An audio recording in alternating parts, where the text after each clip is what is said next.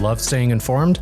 Subscribe now and get unlimited access to local news, weather, and sports for just 99 cents a month for your first 3 months at inforum.news/join.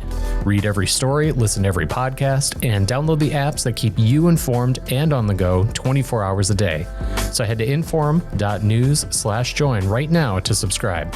What are you waiting for? Get 3 months of local news for just 99 cents a month at inforum.news/join.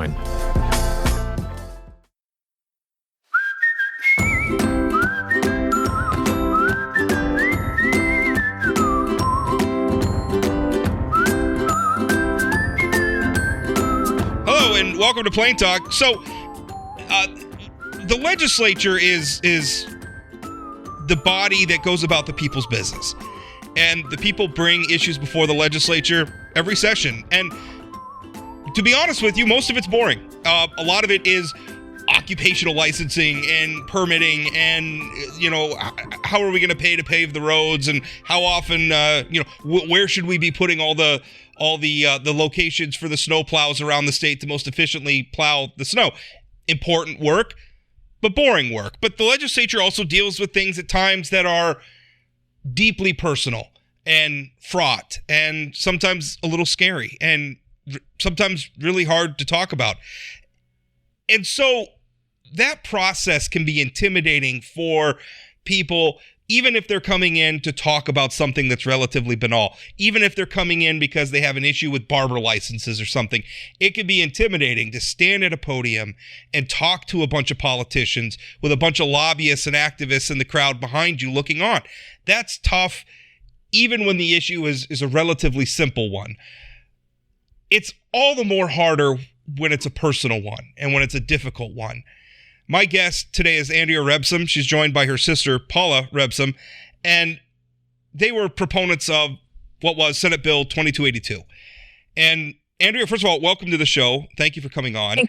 And give us a little background on what Senate Bill 2282 was and why you were pushing for it. Yes, Senate Bill 2282, it was regarding civil damages for sexual assault cases. The current statute of limitations window was 2 years, and it has been successfully moved to 9 years, which is huge for victims and families affected by sexual assault.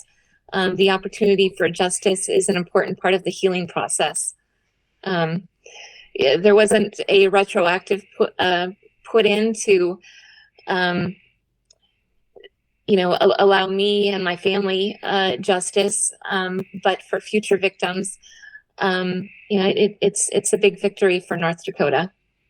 It really is. Now, as you said, you just alluded to, you had a personal experience that prompted you to want to advocate for this. Can you tell us a little bit about that? Yes. I guess my senior year of high school, I was put in the mental health unit at a hospital in Dickinson, North Dakota. I was suffering from severe PTSD and dissociative disorder from a rape at the age of 10. And as a result of a caffeine overdose from an attempted suicide, I was transferred to the intensive care unit of the same hospital. And this is really where my story begins. I was sexually assaulted by the intensive care unit male nursing supervisor at 2 a.m. while I was sleeping peacefully. I told the mental health unit nurse the next morning, and I was yelled at for accusing such a well-respected nurse of such a horrific thing, and that I just most likely had a bad dream. Approximately 1 year and 2 months later, a 14-year-old girl was sexually assaulted by the same male nurse. He had initially pleaded innocent, and this is going to be a difficult case to prove. I came forward only knowing there was another victim, and the similarities between our sexual assaults were nearly identical. I provided a supporting statement for the 14-year-old girl, and as a result, the male nurse, he was charged with gross sexual imposition sentenced to 3 years in prison. He got his nursing license revoked. The 14-year-old girl and her family also received a settlement from the hospital. The issue was that it was not that my case was any less provable or injurious than the 14-year-old's, but due to my mental health issues, that was all that I could do at that time. And so the bill was giving a longer look back window in terms of civil liability for, in this instance, the hospital or even individuals or what have you. That was the basis of the debate. Now, we didn't bring you on today necessarily to debate that issue. I think right. I agree with you. I think moving from 2 to 9 years is a good reform. We could have a debate about whether or not it should have been more. But when you brought this issue before the legislature and that process is, a bill, it gets referred to a committee. That committee holds hearings. People who are for and against or even just neutral and want to provide some information, they come and they testify. What was your experience like with that? It was, I think we live in a state that has this North Dakota tough mentality where if something bad happens to us, we just kind of pick ourselves up by the bootstraps. And we definitely don't mention any mental health issues, which I feel is detrimental. North Dakota had one of the strictest and shortest SOL laws in the country.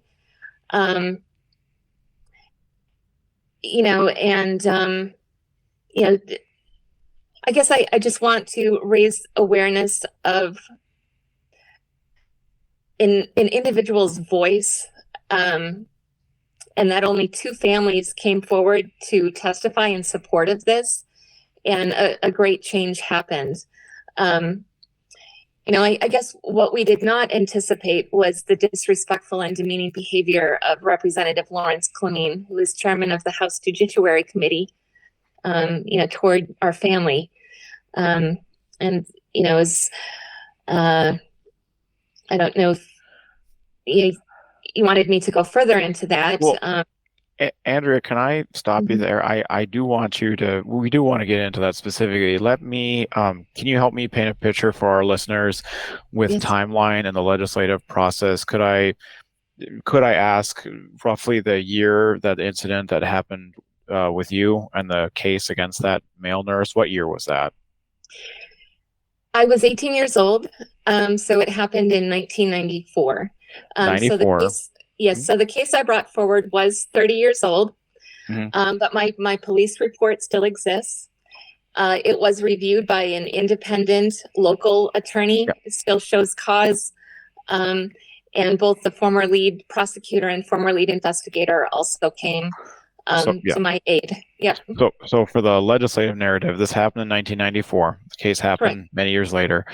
How did it come about that you got involved with this piece of legislation with, I believe that was the prime sponsor, Senator Dwyer? Is that correct?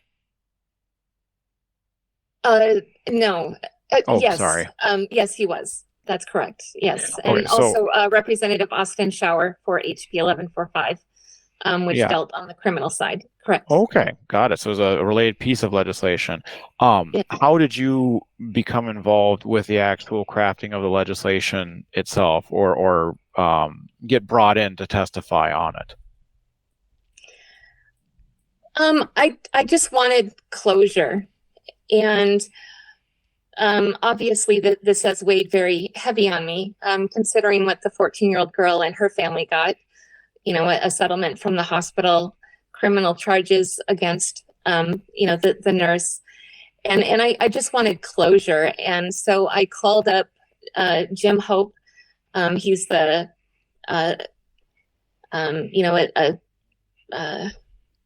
he's the assistant state's attorney from Stark County. Expecting him to tell me that my police report had been destroyed 20 some years ago. And he said he never felt comfortable throwing away my police report, that he felt that it was an injustice, that, I wasn't strong enough to stand trial. And honestly, I about fell off my chair when he told me my police report still exists. And I said, Jim, what can I do? And he said, I'll recommend a local attorney for an independent review. This attorney reviewed my police report pro bono. He said it still shows cause, but again, the statute of limitations was the hindrance. And so I called up, Jim Hope again. And I said, I don't know what to do. I feel frustrated because my police report still exists. It still shows cause, and there's nothing that I can do. And he said, Andrea, the only thing that you can do is get the law changed. And I said, well, how do I do that, Jim? And he said, you need to reach out to some legislators and tell them your story and get them on board with the issue that you're facing. And that's where I reached out to, Representative Austin Schauer and kind of got the ball rolling on these two bills. And then Jim Hope, said that he would, be willing to stand up and testify and support, either stand up and testify or provide a support, testimony, to get me the justice that I've always deserved. And then the former lead investigator, Stuart Stenberg, he also came to, my and my family's aid. So you went through a fairly long journey getting this. You wind up being crafting a piece of legislation based on something that happened, something horrific and traumatic that happened in your life. Can you kind of speak to us then, because this has resulted in a complaint now that has been filed with the North Dakota Ethics Committee against Representative Clemeen of Bismarck.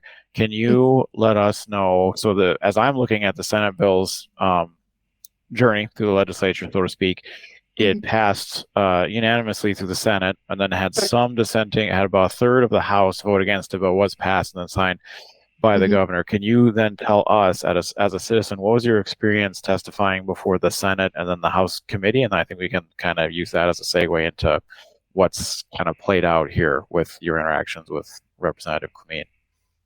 Yeah, I guess I'll let my sister, if she wants to, attest to this as well. But on the Senate side, they removed the retroactive window. And I sat through the committee hearing, and although I disagreed with the reasons why they removed the window, they were respectful about it. And at the end of the hearing, I stood up and I went over and I thanked each of the senators' hands, for listening to my story, and on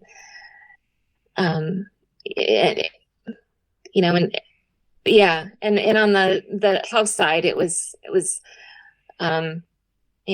just Representative Clemeen and his behavior. It was a very different experience. Can we let's get into some details about that, because that's kind of the crux of what we're here to talk about. What happened with Representative Clemeen?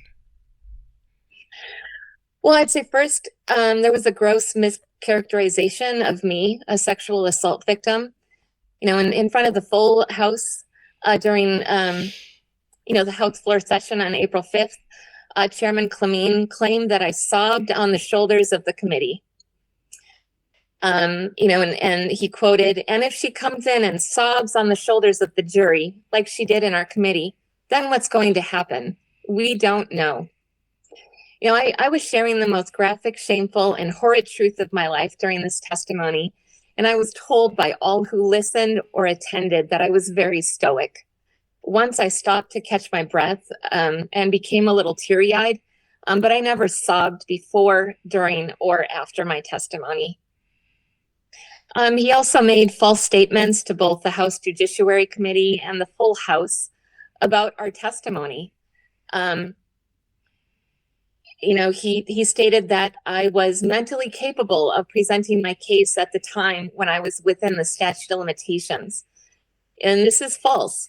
I provided medical records stating my diagnosis, PTSD, and dissociative disorder.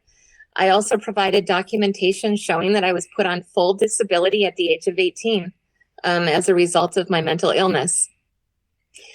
He also stated that I will not be seeking civil damages from the male nurse who sexually assaulted me. I will only be going after the hospital. This is false. I never stated I would not be seeking damages from the male nurse. You know, our family felt like we were put on trial when Representative Clemeen asked where the male nurse was during these hearings because he was never heard from. You know, he quoted, "So who's she going to sue?" Well, certainly not going to go back and sue the male nurse who we don't know, we never heard from, because she's going to sue the company that bought out the former hospital that no longer exists. Now, the issue was the two hospitals merged, and when there are mergers, you also take on the other company's liabilities. And I also sent an email to all committee members on April 1st with the subject line in bright bold letters that said, "Please allow me civil damages against the male nurse only." You know, he misrepresented the facts of my sexual assault case. He said that, you know, the reason the state's attorney did not prosecute the case was maybe there wasn't enough evidence. And Stuart Stenberg, you know, the original lead detective of the case, he was at the hearing and he did stand up and testify. And he said, "Having concluded my criminal investigation into Andrea's complaints, I referred the case to Assistant Stark County State's Attorney Jim Hope, seeking a criminal complaint in this manner with an overwhelming, and I stress overwhelming, amount of evidence collected and a positive identification of the assailant in the case." You know, and he also interrupted the testimony of my mother multiple times to the point where she could no longer continue her testimony and had to leave the hearing in tears.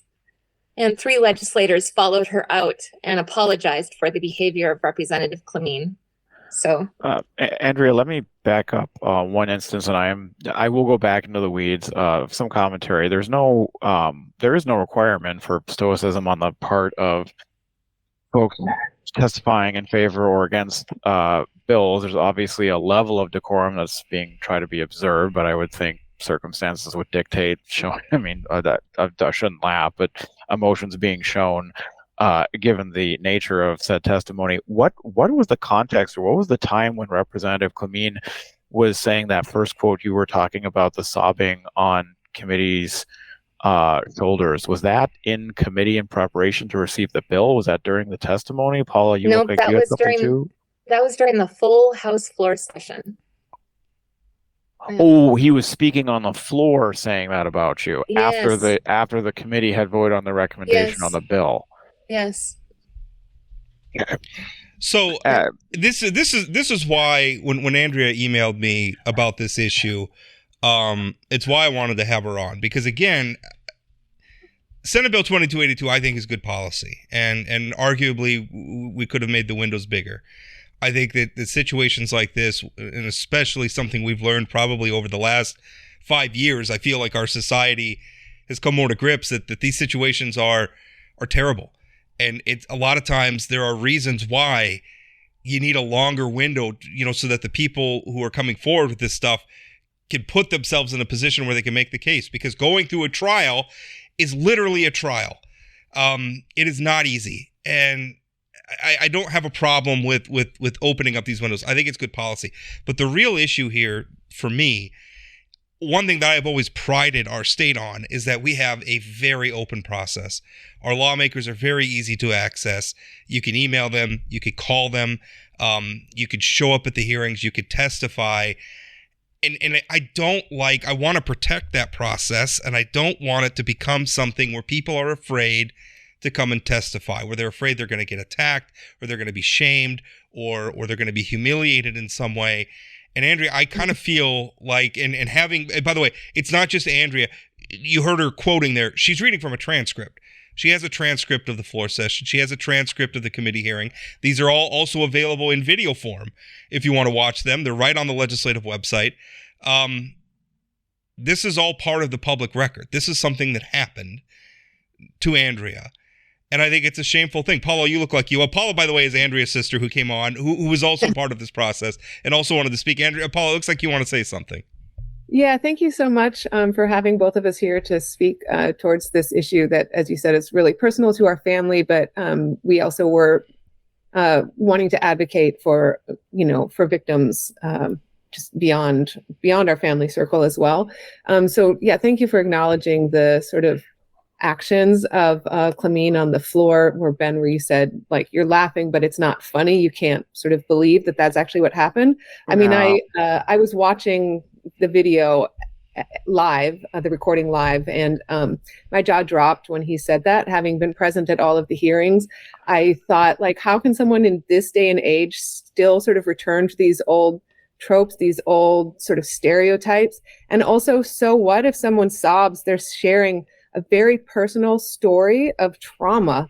So, like, that's a negative thing for him to say. And I could not believe that when he said that. There's video evidence that, like, no, that didn't actually occur.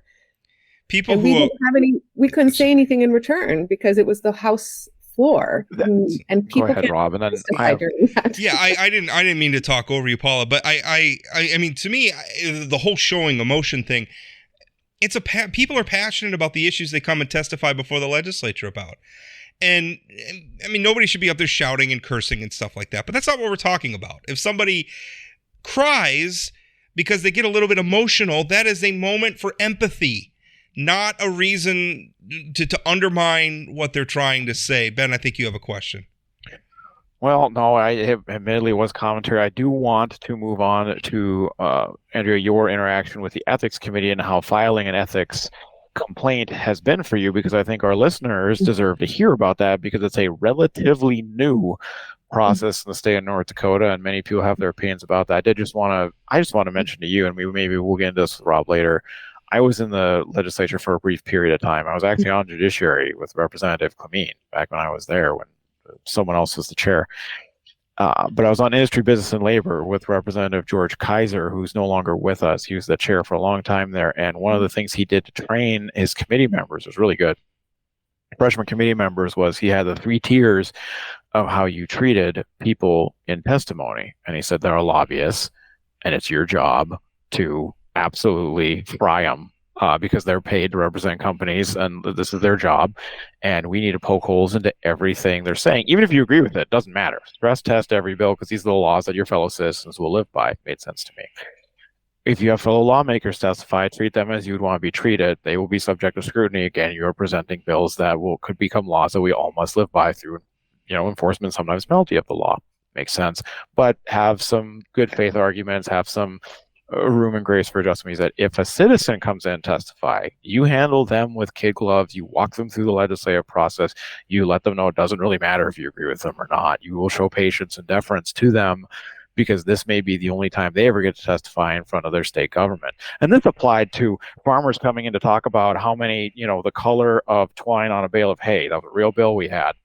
Mm-hmm. So the idea that you were coming in, bringing in this story that is, I want to describe it as touchy, and it's not touchy, but that's also a little dismissive. So I'm having trouble finding the right words for it. But it's fraught, I think, is truly traumatic for you, a very personal experience.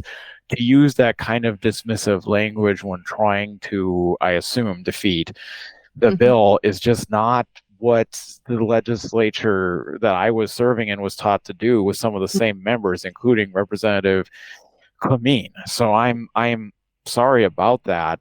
If you had any thoughts on that, I'd like to hear them. And then I'd love to hear what your experience has been filing an ethics complaint, because most North Dakota citizens don't know what that's like, and they need to know that about their state government. Well, thank you. Just standing up and speaking my story in truth, regardless of the outcome, was very healing for me. But I feel in the end that Representative Clamine took that healing power away from me by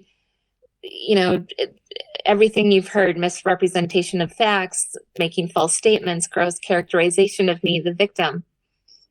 And if I had not come forward this session, but I was thinking about coming forward next session, and had seen how the Rebson family, our family, was treated I wouldn't have done it. I think that there is a way for legislators to disagree with what you are respecting in both a respectful and civil manner. And myself and my family, we were not afforded that by Representative Clemene. Regarding the Ethics Commission complaint, they only have one full-time employee, Rebecca Binstock. She's lovely.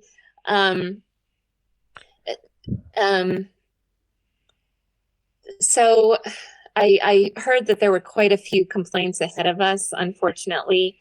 So just to be patient.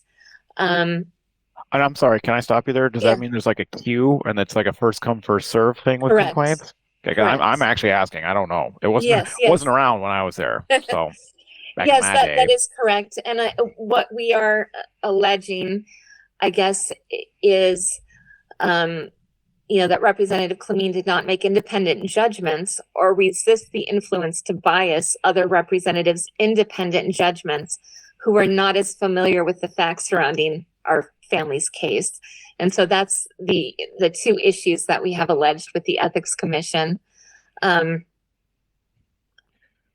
you find navigating the process to be either maybe not an easy one, but one that was presented to you with the information that you needed? And I apologize for kind of turning this into I don't mean to turn it into like a Yelp review, but yours is an important story and the kind of interaction with the state government that I think most citizens would fear, for lack of a better term, and then they're wanting to know what is there a capacity to file a complaint, like what is it, how do you start it, did you have the information you needed? Yeah, you just go to their website and they have the form that you can download, and you fill it out. Ours was quite extensive, so we just asked if we could just write it out on a Word document. And my sister was able to transcribe, the issues that we had, to kind of make it easier to navigate our complaint for the Ethics Commission. Approximately 1 month later, they did email our family and kind of stated, just acknowledged that they've received our complaint.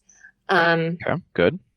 And that, just kind of like the next steps going forward, that it would go in front of a review committee. And, if they determined that, that I guess the issues that we brought forth, the independent judgments and, biased comments, that there was a violation of that, then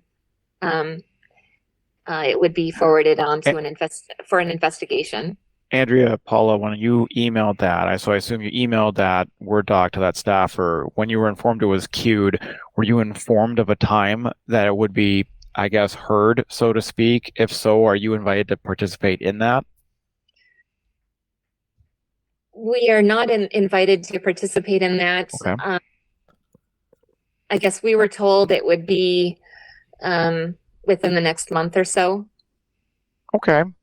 And then was there a lining up or outlining of the results, aka what could this result in for either Representative Clemene or someone else? I assume it could be dismissed.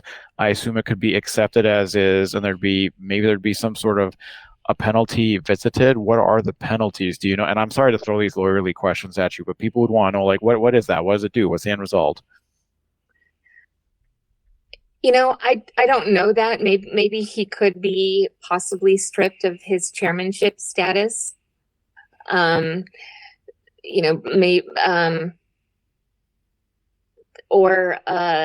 receive a fine. I guess those were the outcomes that were explained to me. They just said that it's going, once they review it, if they know that a violation had occurred, it would then go on to the investigative process. And so I guess I'm not exactly sure what the end result will be. I can just attest to, I guess my end result is just that I don't want other families and other victims to have to go through what we did, you know. And Andrea, I agree with you 100%. I will admit I'm a little skeptical of the ethics process being the proper venue for this. And I guess, and maybe it's a philosophical point of view, but I look at the ethics commission more as, was a lawmaker taking bribes? Were they not reporting campaign contributions like they were supposed to? I mean, things like that. Mm-hmm. Something like this becomes, it can become subjective. I think everybody on this call agrees Representative Clemene acted like a jerk. And I don't want to speak for you, Ben, but I don't think his behavior was appropriate. I'm not so sure it's a stretch to be unethical, but I think the point you made, there's a way to disagree. And I've had to do that as somebody who comments on public policy. I've had people come and they're fired up and I feel so much empathy for them, but I just feel like they're calling for the wrong solution. And they perceive my disagreement with them on policy as a somehow being unempathetic to them. And that's hard for me. It's hard for me to say, I feel for you. And so I don't know. We'll see what happens with the ethics thing. One thing I am very happy about, though, is that you're speaking out about this. I think that if it's this whole process revolves around serving the public. And if the public feels abused by the process, then the public needs to be made aware of it. And ultimately, I think the consequence should come at the ballot box. Go ahead. Sorry.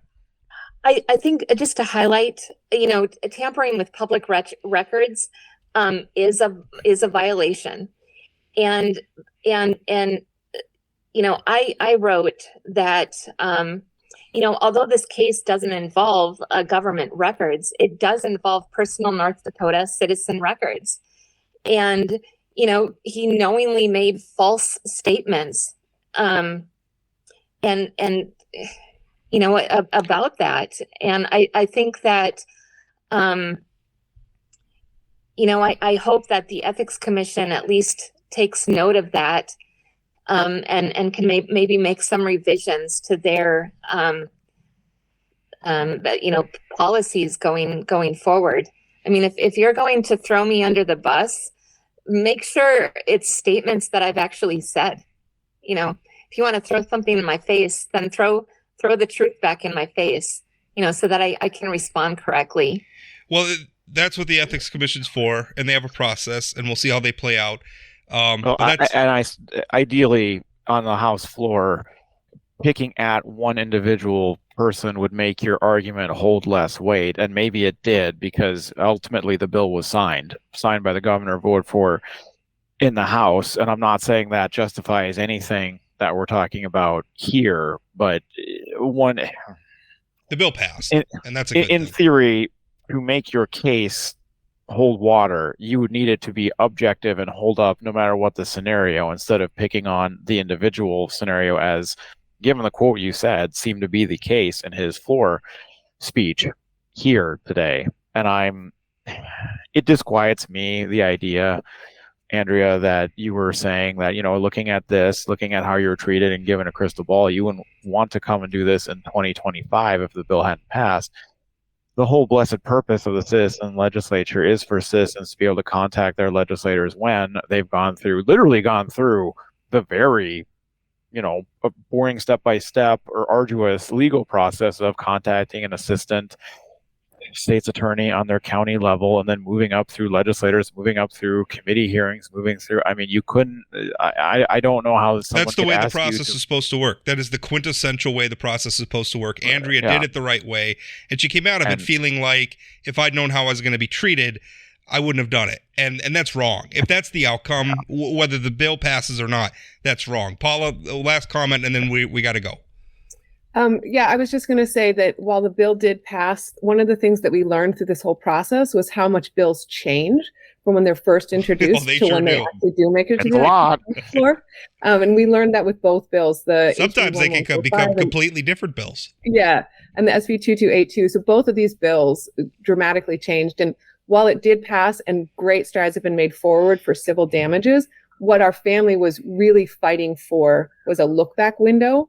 and that was then that was removed. So while the bill did pass, what Clamine and others were fighting against was to get this look back window that the House put into the bill that the Senate had removed. So there was a little tension. But anyways, so that was quite a learning process. And again, while we're so proud that strides have been made forward, the tension was because of the look back window. Fair point. And again, it speaks to the point again where if someone like Andrea goes through the process once, I mean, the whole thing is a process. And sometimes it takes multiple legislative sessions to get the football across the goal line. And if somebody who participates in one session doesn't want to come back because it was such an awful experience, the whole process breaks down. Andrea, thank you so much for coming on and telling your story. I really appreciate it. Thank you for having me. Paula, thank you as well. Thank you. Hi there, my name is James Wallner. I produce and host the podcast Dakota Spotlight, a true crime podcast that tackles historical and unsolved crimes in the upper Midwest. Follow along with me as we search for a missing girl, attempt to solve a 45-year-old murder, and much, much more. That's Dakota Spotlight Podcast, anywhere you get your podcasts, or at inforum.com/podcasts. Well, Ben, I think both you and I agree. As somebody, I mean, you were a lawmaker. I've covered the legislature for 20 years. Yeah. You know, the process is so important. And I think sometimes that gets lost in the weeds over, I agree with this bill, I don't agree with that bill, I think you're wrong, I think I'm right. We forget, we don't forget so much as we take for granted that there's a process that exists through which we settle these things, right? We have the democratic process so that we're not being governed by whoever has the most guns. And we in North Dakota, I would tell people, even candidates, but it applies to citizens too. You live in a state where you have 3 representatives, 1 senator and 2 House members per every 15,000 people. In Michigan, your senator represents over 300,000 people. Your access to your local lawmakers is so much more close to home. We have it good here. In North Dakota. We have it really good here in terms of access. And so I had to stop wearing sweatpants to the grocery store when I got elected because I knew my constituents were going to see me out there in my gray sweatpants buying just one thing of Haagen-Dazs at 11 at night back when grocery stores were I'm still 24 hours a day. Had to wear jeans. I'm still wearing sweatpants. I don't care. Somebody take a picture of me, put it on Facebook. Port goes to the grocery store in his sweatpants. I don't care. It's so depressing for me. And again, we can have a good debate about Senate Bill 2282. They made some progress. There's more they want to get done. But your point is that someone, if Representative Clamine, who's an experienced lawmaker, I think he's been in for 20 years, if not, it's close to. An experienced lawmaker, you could stand up and say, I completely disagree with this bill. I disagree with the point of the prime sponsors and the folks who testify in favor of it. Here's why I think this is not going to solve the problem as presented, and I think it's bad legislation. Please vote against. And not evoke, frankly, the testimony she read, the quote she read on the floor, were very personal, were very petty, and seemed to be aimed directly at her on the House floor. And that is not decorum. That is not, that's not the House I served in, which feels weird to say because I'm all 36 years old. It wasn't that long ago. This is a really different tone. It really is. And again, I think it's also a reminder that as we get wound up debating pronouns and books and how we handle civil liability for sexual assault. I mean, all of these issues that we debate, it's a reminder that underneath it all, it's all just people. It's people who have lived, some of whom have lived through some horrific things. And everybody who engages in that process deserves at least a modicum of respect. We don't all have to like each other, and we can be frustrated with each other, and we can get upset with each other. That's all fine. But you have to be respectful. And I don't think we achieved that in this instance. And that makes me sad for our process in North Dakota.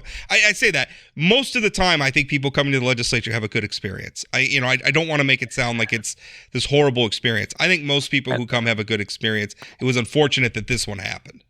Or sitting on the other side of the microphones there, as I did for 2 sessions. as a lawmaker. Very frankly, there were people that came in with frankly, a personal axe to grind that might not have had much of anything or maybe half of something to do with the legislation being present. Point being, we had kooks come in and say the government's watching me because of the fluoride in the water. And you wanted to say, yeah, shut up, stop taking our time. We didn't. We nod our head, talk to them politely. We tried to ask questions that would dig into the seriousness of their testimony. But that's just someone who's been around, even if you haven't been around, should know when she's bringing in an assistant state's attorney, when she's bringing in a police officer, when she's bringing in police records, and she's bringing in cases, including similar judgments that have been passed on the same individual at the same facility for the same act within years of each other. There's clearly a lot of smoke there. She was a very credible person and made a very credible case. And whether you ultimately agreed with it or not, the problem we have with Representative Clemene is not that he disagreed with her. It's the way he treated it. I think he disrespected the process. Although this idea of how to, because there are some people who are coming to the process who aren't doing so in good faith. Absolutely, there's a lot of them. I think that's something you'll start looking at. For instance, the city of Grand Forks is looking at how they're going to reform their public input periods, because they just came through the whole Fufang debacle with the corn milling plant that ultimately is not now going to be built because the Air Force came out and made it clear that China's involvement in it was a security threat. So, but the process around that, the debate about that, however you felt about that corn milling plant, you had city council members being threatened. You had them being subjected to derogatory comments. I mean, the public comments periods at those Grand Forks City Council meetings were out of control. That has happened on the Fargo School Board. Right. We had the Pledge of Allegiance issue. We heard the voicemails that were left it was in one member in particular, and they had a theme, and it wasn't nice. Well, the Fargo City Commission is going through it. I would argue there's probably a lot of communities I know the city of Minot is going through it. And again, I think that's a disrespect from the process from the other side. We've been talking about disrespect from the process from the elected official side, but there's people who can abuse the process on the other side, because every yahoo who gets up there and spends their time insulting people or making threats or whatever, they're taking up time where somebody who has something productive to say could use. So this process is delicate, and we all have to respect it, and we all have to protect it. I want to know, completely agree. I want to know, and I need to research now, what are the penalties that the Ethics Commission can dole out? What kind of enforcement authority do they have? Because this is an interesting instance, because this person was using, Andrea, I should say, is now using this ethics complaint process against Representative Clemene, but she does not know fully what the consequences are. And I'm not pointing a finger at her saying, "Oh, you don't know what you're talking about." I write about this stuff for a living. I don't know offhand. I don't know, and I follow this stuff all the time. So, does there need to be a public education piece about what kind of consequences can be visited? How many rulings have the Ethics Commission made in the affirmative to the ethics complaint against legislators? As far as I know, zero. I don't think there's been any.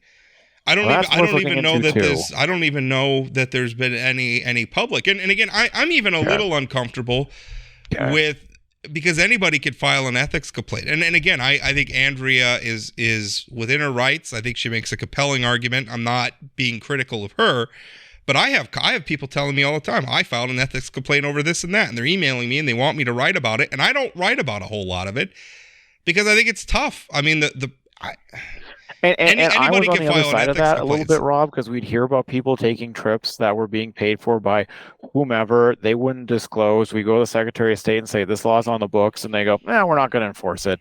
And we would be, and admittedly, it was a pretty partisan level, but we'd be saying, I mean, you've seen that article that just went up on the forum, the amount of travel. Oh, I wrote about it too. Paid for by I wrote about it today. My headline was, we didn't elect these people to indulge themselves.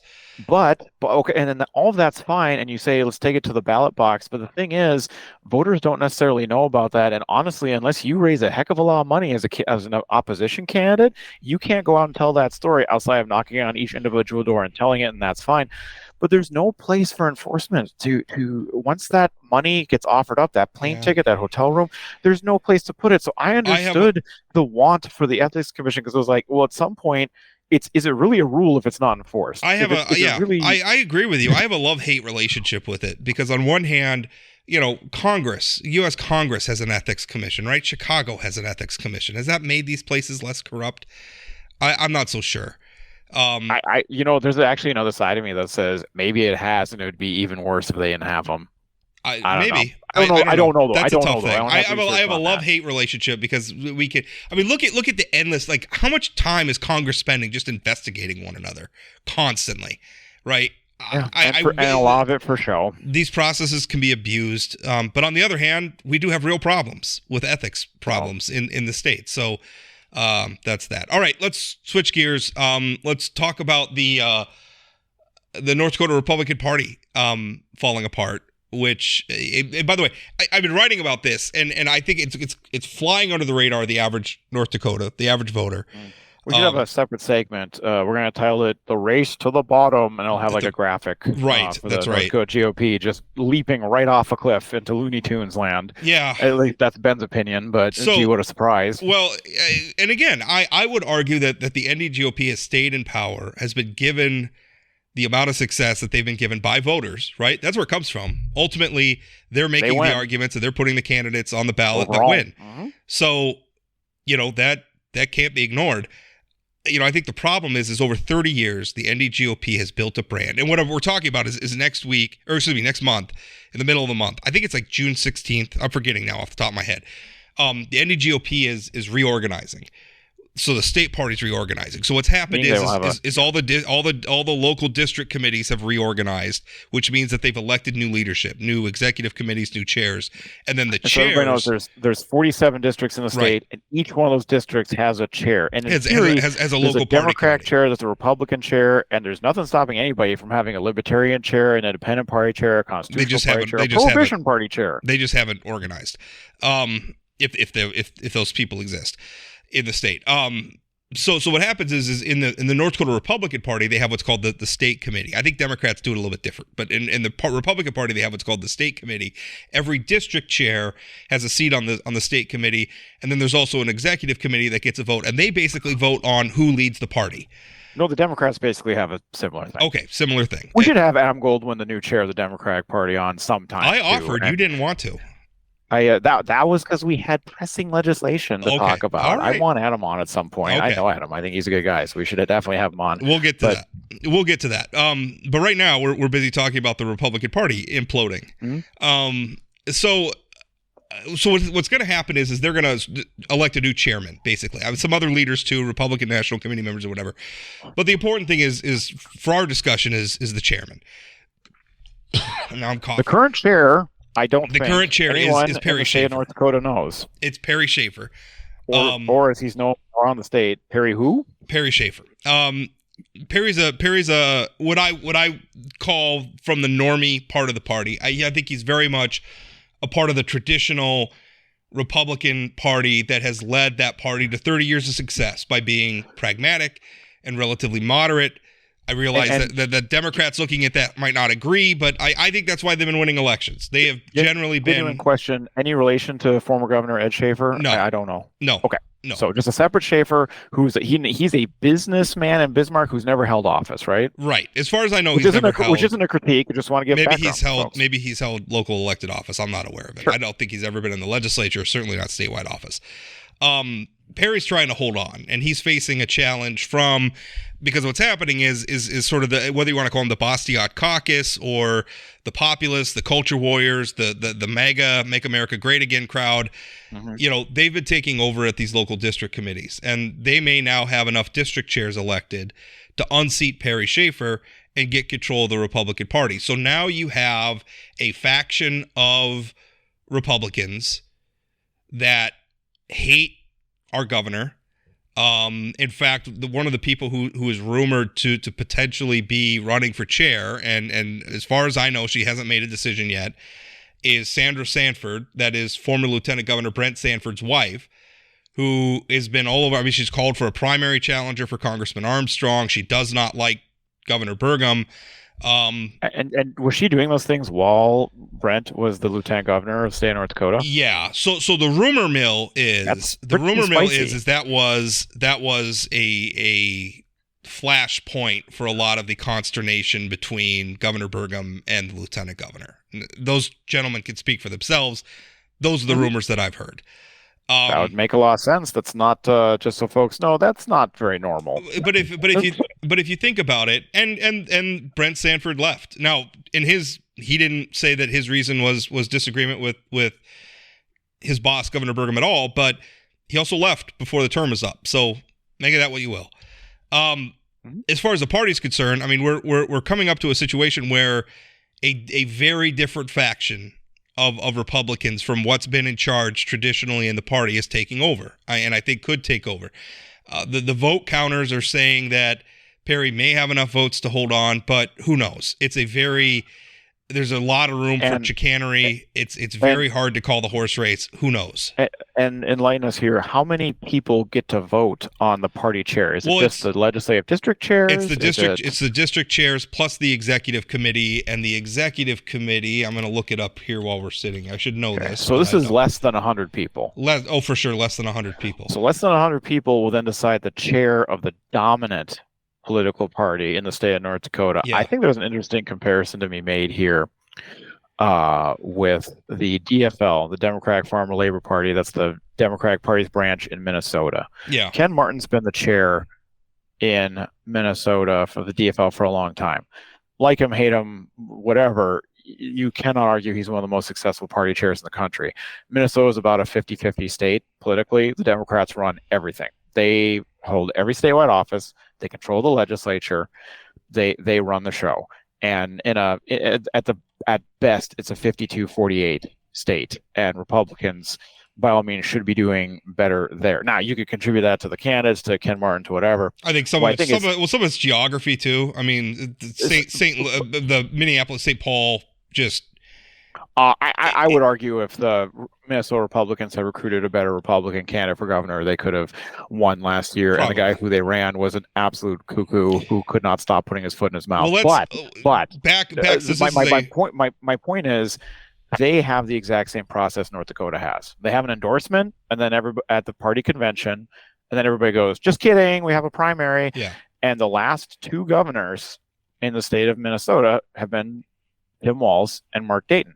Their previous office holders who had name recognition, neither was endorsed. Okay. They both ran in a primary based on previous name recognition and their candidates. And each time, Ken Martin has to come out and say, no, we support the party's endorsement. There's a point in the endorsement. Okay. The North Dakota GOP is going to have to get to the point where they say, we either support the endorsement or we take a hands-off approach. Perry Schaefer, from what I have seen, and this is my commentary, feel free to push back, he doesn't look like he's a very strong-armed chair. He doesn't seem to enforce things very hard, primary-wise or candidate-wise. I agree with that. Now, his enemies would say otherwise. According to his enemies, he's a dictator. I don't think that's accurate. I think that Perry's problem, and it's been too loosey-goosey. I mean, one of the legislative chairs. So one of the problems, Ben, is that the NDGOP does not have uniform bylaws district to district. Each district comes up with their own bylaws, and there's the same with the Democratic Party. There's all sorts of and that is ridiculous. There's all sorts of chicanery that happens.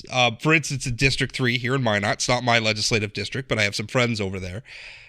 Last cycle, which by the way was the first election cycle after a redistricting, there were people who were drawn into that district, right? So they're new to the district, but they couldn't participate because according to the bylaws, in order to participate, to elect, to vote on the endorsement for the legislative candidates, to vote on the district leadership, they had to have made a paid dues to the district in the previous year. Gotta pay to play, baby. So you can't.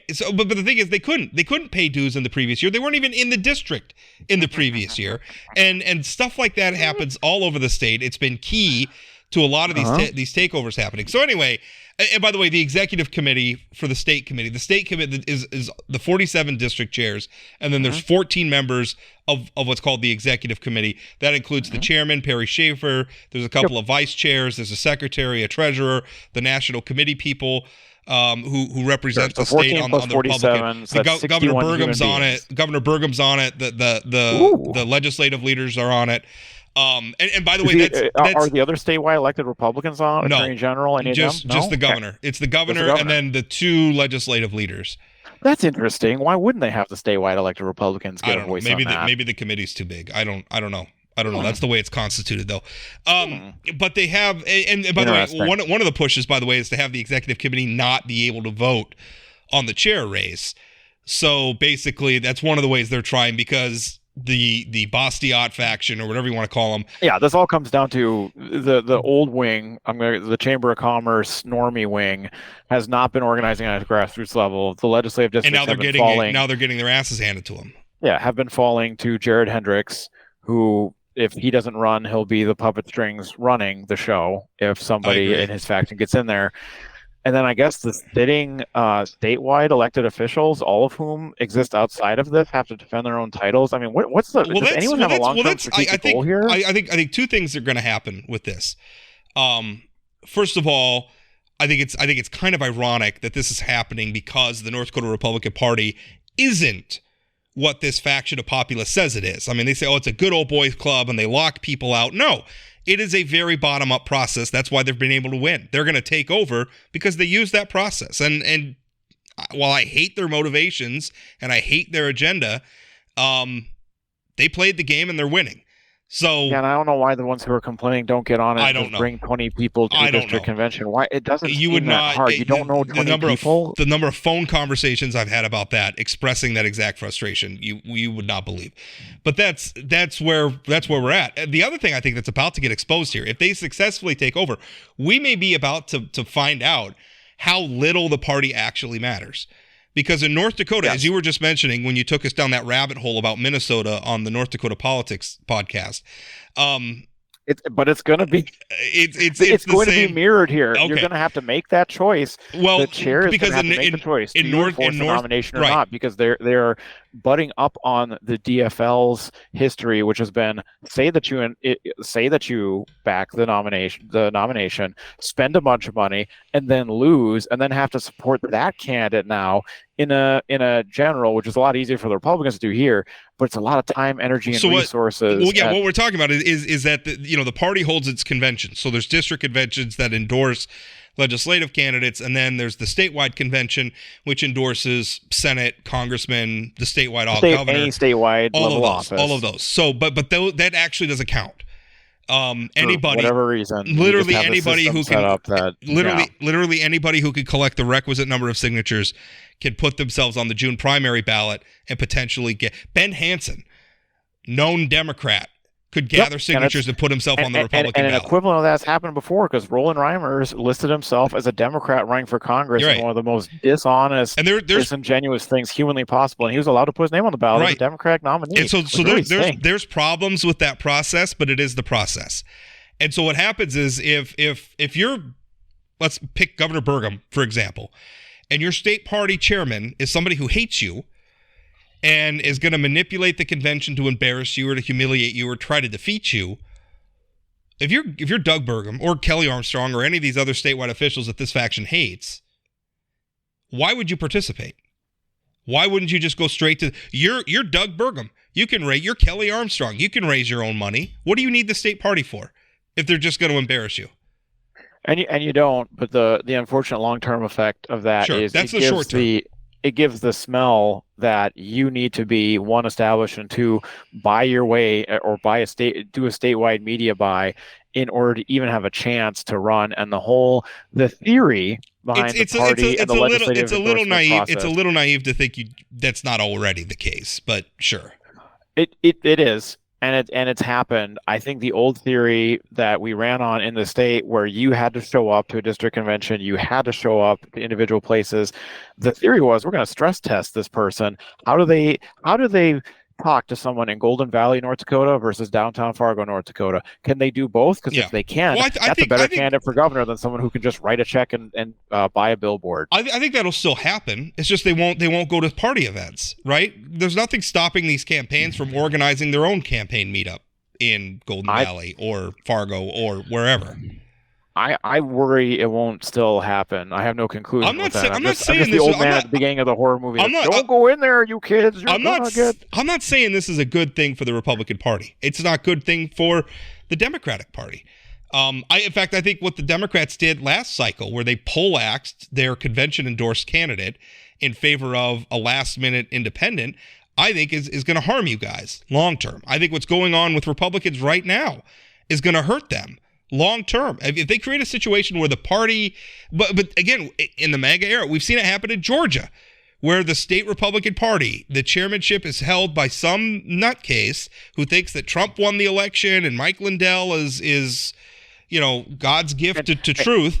And Brian Kemp, the Republican governor who wins in a Just state said- that's he elected just- 2 Democratic senators, he decided to hate on him when, like, he's the guy who's holding your state together for Right. the party. my So man. the governor, Brian Kemp in Georgia, just set up his own PAC. He's doing his own organizing. He's doing his own fundraising. What stops North Dakota Republicans from doing that? And so Nothing stops them, but Brian Kemp is operating off of PAC check money coming from corporations based in Atlanta, and that's because that works for him. I don't want that to be what the process is here in North Dakota. And yes, that's Ben Hansen tilting at windmills saying, but I don't want corporations to run our elections. And it doesn't matter what I think. It's what's going to happen. Well, I think that's the unfortunate thing. But again, if you're Doug Burgum, are you going to show up to a party convention where they're going to boo you? Like, why would you open that door? Like, if you're going to show up to a convention that's run by somebody who actively hates you and doesn't want you to hold office, why would you? I think the nuanced argument would be, why would he show up for the Democrat? I mean, he has to 40 show up for the Democratic convention then, I guess. Yeah. How are you going to recruit people to run in the future if they think that's going to be the case, unless you really sell them on the idea that they can pay their way to doing it? I don't know. It's bad. I don't know. So I'd love to hear more. I'm glad you're covering this election because it's going to be important. I do think we should invite Adam on maybe before maybe after the election. Get his take real quick on let's let the dust settle on what the Republicans are doing, and then we can talk you think about them first. Well, we got a little bit of time, but yeah. We'll talk about. Well, maybe we'll get Adam on, but I don't know. We are going to have. Do we have any officially announced candidates for the GOP chair? Perry's running again. I think the calculation there is they don't want to put anybody out. So we don't. Okay. So there's none official. I keep hearing Sandra Sanford. She didn't respond to me directly. Brent Sanford did respond to me. He said she's been encouraged to run. She hasn't made a decision. They'll let me know if she does. That's where we're at. I think they should just elect Wayne Sand as their chair. Yeah.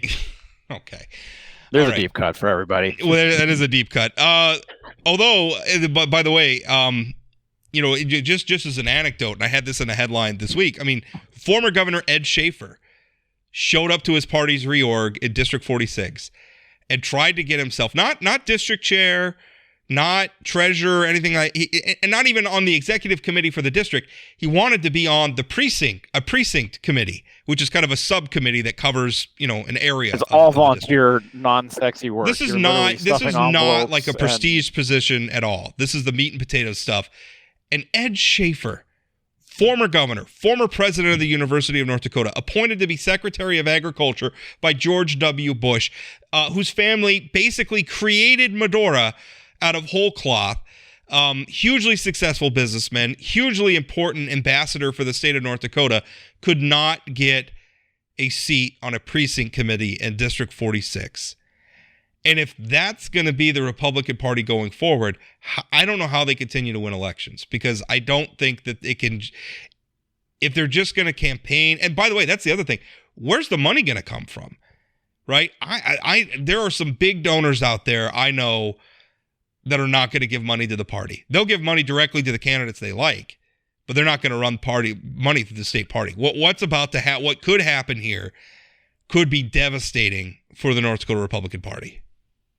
Very potentially. Very, very potentially. And it's hard to get Ben to cry any tears about that, because it's also going to be a huge opening for Democrats who are watching all this thinking. Well, I'd say at this point, 90 versus 10% of the legislature, looking at the last legislative session, maybe isn't serving us well. Maybe if we had folks who are watching their back, checking their shoulder.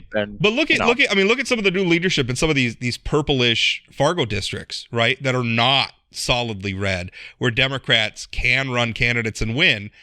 And now suddenly their district chairs and their district committees are like QAnon people. But this has always been the case. Tom Kading is the example I like to give.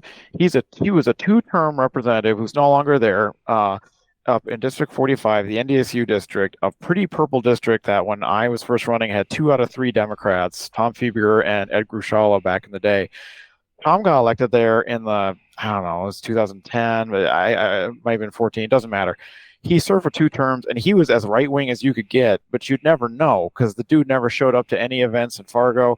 No one around town knew him. I never encountered somebody like well-connected. People who went to Chamber of Commerce events who were not necessarily Democrats, in fact, were Republicans, wouldn't know who he was. These guys are representing purple districts all over, in the eastern part of the state all the time, and there's no need to moderate or sand the edges off on some of their harsher stances. That's been the case. That's 'tis ever thus. On that happy note, where there's just no consequences for anything ever, we're gonna end this podcast. So thanks so much. By the way, coming up Friday, I was hoping to have him on this show, but coming up on Friday, I'm going to have Ben Smith, former editor of BuzzFeed. He's the guy who published the Steele dossier, former columnist for the New York Times.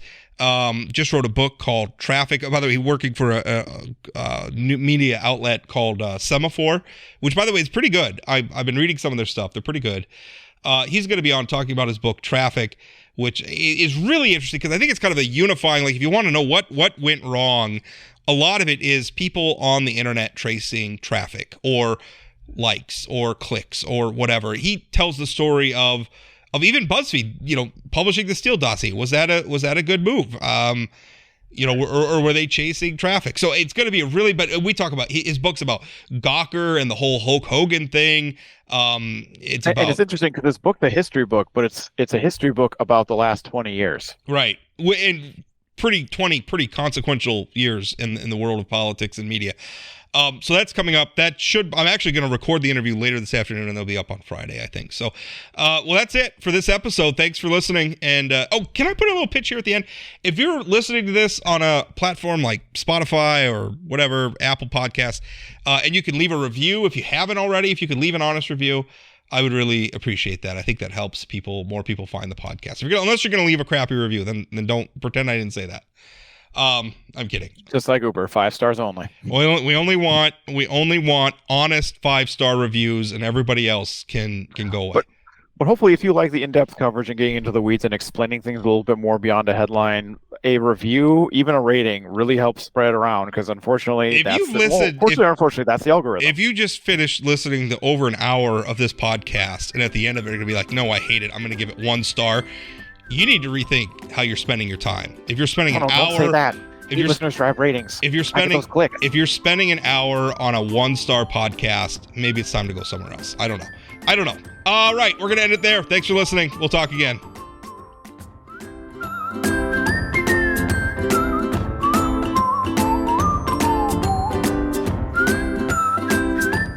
Did you know Forum Communications Company has a robust podcast library? At inforum.com/podcasts, we have everything from politics, sports, true crime, outdoor adventure, and more. Visit inforum.com/podcasts and explore them all today.